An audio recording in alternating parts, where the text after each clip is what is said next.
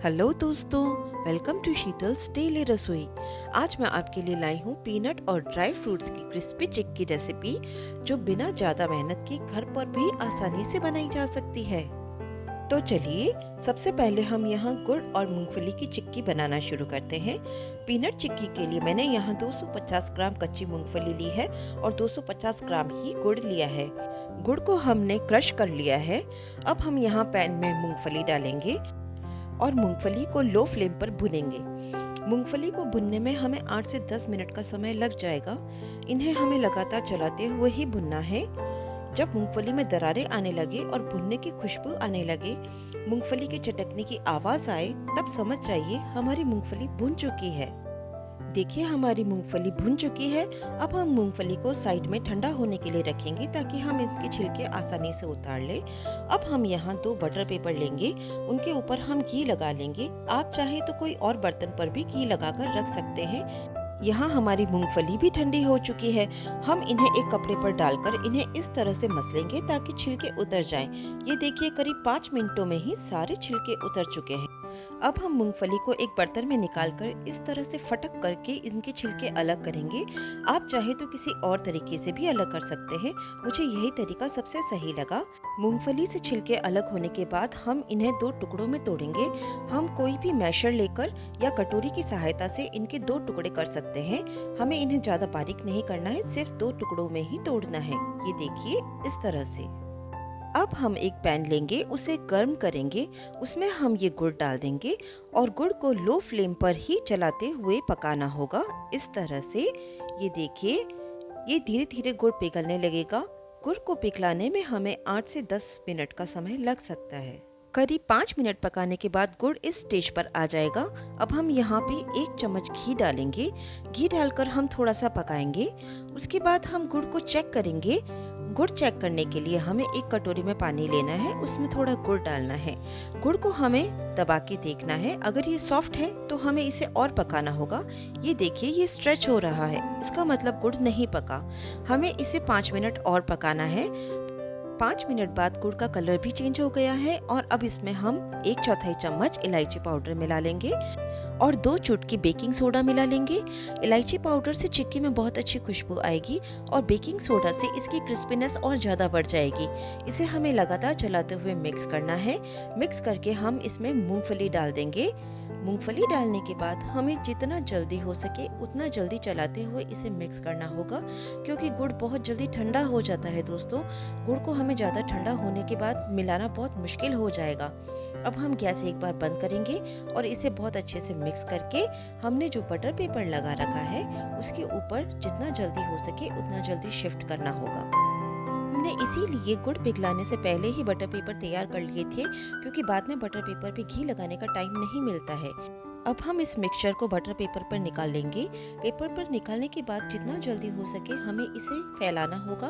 हमने बेलन पे घी भी लगा के रखा था और एक और बटर पेपर इसको कवर करने के लिए तैयार है, उस पर भी हमने घी लगा रखा था। इस मिक्सचर को जितना जल्दी हो सके हमें उतना जल्दी फैलाना होगा। हम बटर पेपर को इसके ऊपर रखेंगे, इसे थोड़ा प्रेस करने की कोशिश करेंगे। आप चाहे तो इसके ऊपर कोई एक प्लेट रख कर के भी इसे दबा सकते हैं। मैंने बेलन से इसे थोड़ा सा फैलाया। अब हम बटर पेपर को हटा के इसे बेलेंगे। इसे ज़्यादा दबा के नहीं बेलना है दोस्तों, वरना मूंगफली का चूरा होने लग जाएगा।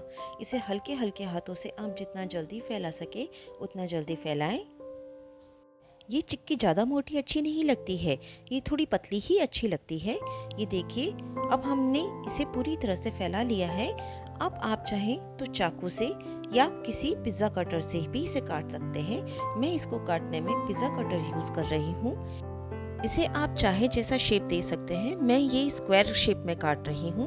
ये देखिए, आप जितना जल्दी काट सके उतना जल्दी इन्हें काट लीजिए।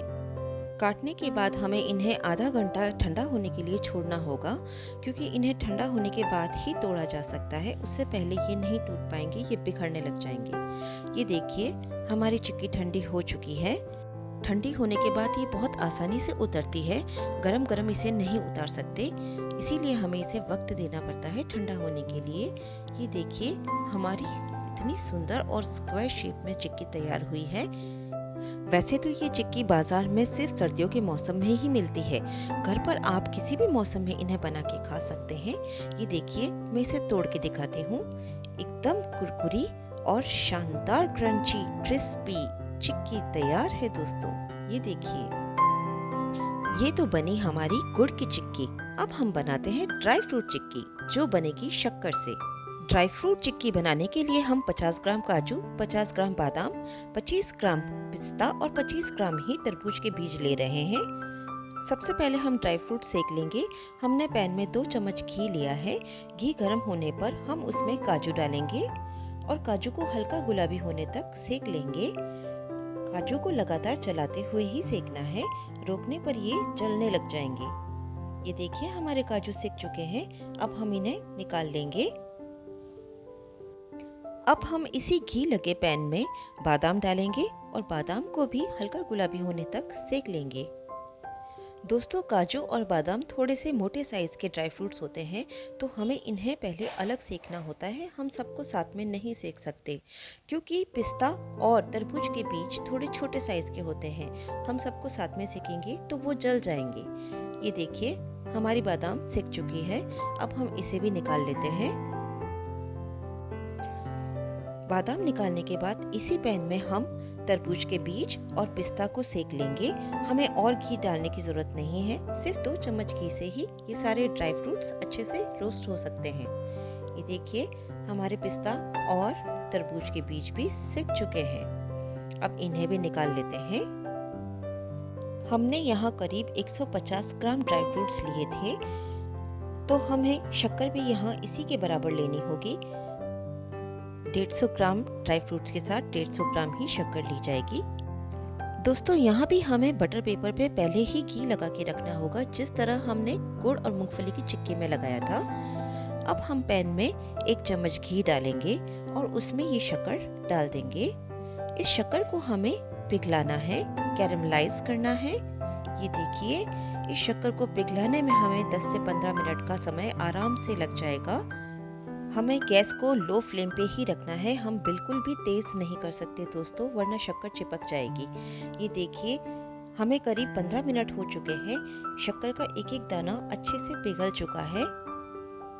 इस प्रोसेस को शक्कर को कैरमलाइज करना भी बोला जाता है दोस्तों।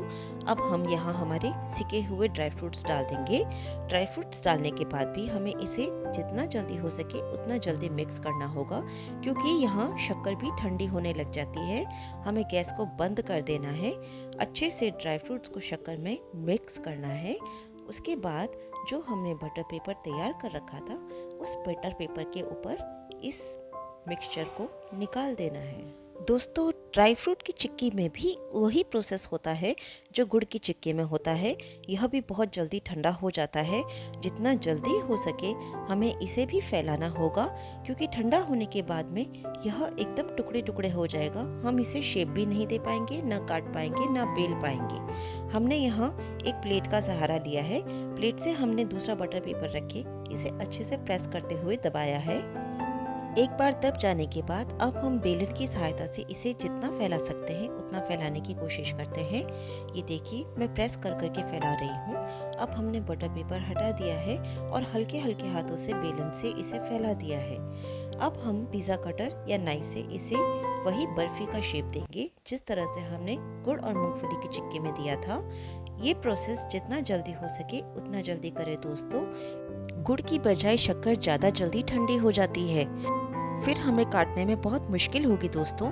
इसे जितना जल्दी हो उतना जल्दी काट लें। ये देखिए, 15 मिनट में हमारी यह चिक्की बिल्कुल ठंडी हो चुकी है। ये देखिए, कितना आसानी से टूट रही है ना।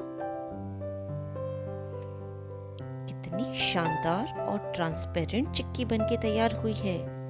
यही तो मैं चाहती थी।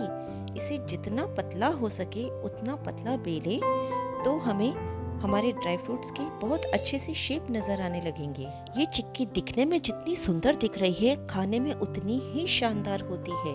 ये देखिए, एकदम कुरकुरी बिखर रही है, क्रंची क्रिस्पी हमारी ड्राई फ्रूट्स चिक्की। तो दोस्तों, ज़रूर बनाइए, खाइए और खिलाइए। रेसिपी पसंद आए तो सब्सक्राइब और शेयर ज़रूर करें।